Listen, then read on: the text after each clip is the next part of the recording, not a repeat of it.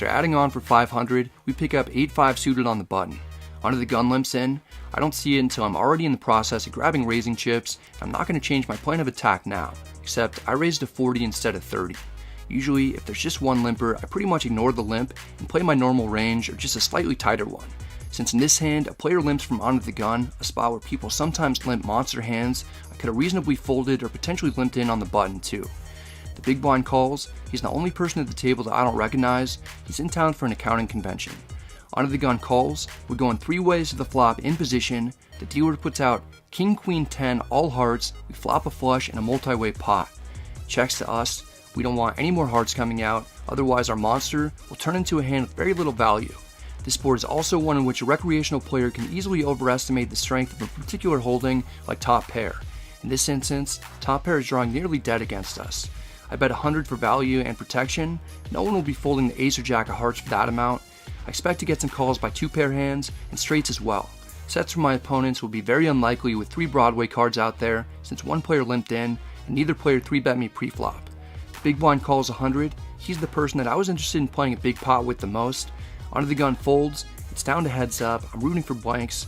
The turn is the deuce of diamonds. It doesn't get more blank than that. Big blind checks. He's wearing my favorite outfit to see at a poker table, consisting of a suit jacket and a lanyard. His wristband is icing on the cake. Businessmen who are in town tend to call light more often than they should. I'm going to play into that, going with all big sizes here. I bet 300. Occasionally the big blind will have a better flush than me, and my stack will do a disappearing act. If I'm beat, I expect to hear from the opponent right now. We just get a call. If we don't currently have the best hand, I'd be shocked. The river is the 7 of spades, completing the dream run out.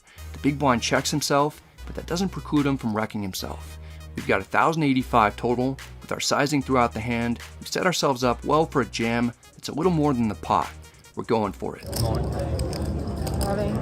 We put the opponent to the ultimate test, much harder than any CPA exam he's ever taken. Since we don't get snap called, we can rule out being beat. I'm rooting for a call. I can see it in the big blind's eyes that he doesn't want to give it up. I have the face of someone who never has it, and the body of Gumby. After a minute, the opponent flicks in a yellow bird for the call. We show him that on our way to the Uppaton Peninsula, we took him to Value Town with a small flush. I got 2 degrees in accounting. I worked for Ernst & Young for a year, and I'm still technically a CPA, although inactive. This is by far the best experience that I've ever had that involved accounting. Let's listen to what the opponent was thinking. I was putting you on ace of hearts with the queen there. Yeah. And I had a king in the open-ended. Our shove got called by King Jack with no heart, just top pair. I make a note to never bluff this guy, but instead go for value more often and for more money because he calls light. With this win, we're out of the hole today, and we're up over $1,000, but we're not done. Here we've got ace-10 of hearts in the big blind. The opponent from the last hand limps in from under the gun. Playing a big pot against him with 2 hearts worked out well before. We're going to try and replicate that outcome. I raised to 50. It's as if the opponent knew what was coming. His decision was already made as he calls quickly. We're heads up out of position. The flop comes Jack 5-5 with 2 hearts. We've got a flush draw with 1 over and backdoor royal flush potential. I'll mix in betting and checking. Against a guy who's never folding anything better, I prefer to stick to betting for value. I check. Immediately, the opponent checks back. The turn is the 10 of spades, giving us a pair to go along with our flush draw. We should be best here. If not, we'll have outs. I bet 40. Up to this point, there's been nothing that would make me think that the other player has anything too good, yet he assembles chips and raises to 120, indicating that he has some type of big hand. The 10 of spades shouldn't have changed much. We have a 10, which reduces the likelihood of us being up against a hand like Jack 10. It feels like I'm up against a spade flush draw. I'm never folding. I call for 80 more. This pot is getting relatively big quickly. The river is the queen of clubs. We get downgraded to 3rd pair. Some straight draws get there, but the flush draws both miss. I check, expecting a check back a decent amount of the time if the opponent decides to give up with a hand like ace-6 of spades. There's no giving up. Onto the gun, like the sizing that he went with last time, he makes it 120 again. I basically just have a bluff catcher at this point. It feels like we got raised by something like queen 8 of spades on the turn. Now we're getting value bet by a pair of queens. I'm skeptical. I don't really quite know what to do because there's a decent chance something fishy's going on here. It's another situation in which I'm on the fence. I said in the beginning of this episode that if that's the case, it's usually best to fold rather than call, especially on the river. I stick to that advice. I fold. The opponent knows that I'm suspicious. He's a good guy and shows that he's got a 5 and flop trips. He played it tricky. I certainly didn't think that he was that strong. I'm glad that he didn't bet the flop because we could have lost a lot more money. pick up pocket aces about 10 minutes later in the hijack. The player on our right raises to 30. I 3-bet to 100. The accountant, whose life was the inspiration for the Ben Affleck film, cold calls a 3-bet on the button. Things may get very, very interesting. The initial preflop raiser folds, it's down to heads up, and we're out of position. The flop comes queen 6-4 with 2 diamonds. We've got an overpair and a backdoor flush draw.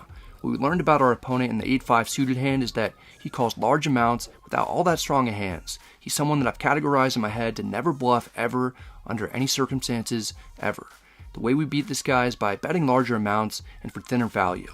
Here we have plenty of value, and I'm just going to keep the pedal to the floor. I bet 200. This particular player will likely call with a ton of worse hands. He doesn't disappoint as he slides in a call. There's some chance that we're crushed if he has pocket queens. Cold calling a 3-bet preflop and flatting a larger size c-bet would definitely be a reasonable play with top set. Do you know why I'm not worried about being up against top set at all though? I'm going to give you a second to replay this hand and think about why it would be impossible. Then I'm going to tell you. It's a good little thought exercise. The reason why I'm not worried about it is because we turn top set, and unless someone slipped in a 5th ace into the deck, we're currently ahead without exception. Now we actually have a different problem. Our hand is so good, and there's very little room for the opponent to have something that he can continue calling large bets with unless he has pocket queens or ace-queen.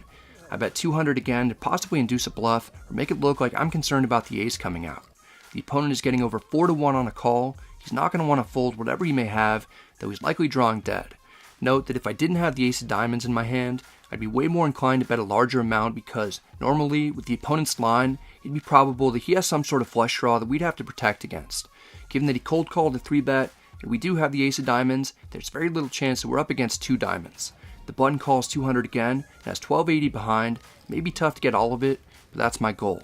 The river is the 3 of clubs. Some very unlikely straights get there. It's basically a brick. We've ruled out a flush draw from the opponent. It's hard to imagine we're up against ace-queen or queens after we didn't get raised on the turn, but the opponent did try to get tricky when he flopped trip 5s against us in a previous hand and checked back. We know that the opponent isn't adverse to calling large shoves with what would be considered a medium strength hand at best. Let's run back the same overbet shove. All in, he says.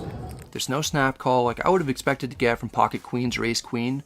Our only hope of getting called now in this scenario is if the opponent happens to have floated the flop with ace-king and hit the case ace. I'm partially regretting my decision to jam. It may have been a bit too greedy. All hope isn't quite lost as the opponent hasn't folded yet though. He's deep in the tank. People really enjoy calling river bets to see what their opponents are holding, and people also hate getting bluffed. Perhaps the button will get curious enough to talk himself into a call, although I'd never be bluffing in this situation after getting called by King Jack in the previous all-in against him. Over a minute and a half goes by, the opponent surprisingly tosses in a calling chip. We turn over our set to stack the opponent for the second time in an hour. We've won over $3,000 from him today. After taxes, that's almost exactly what I made in a month when I had my accounting job. In that role, I never went to work and lost money though.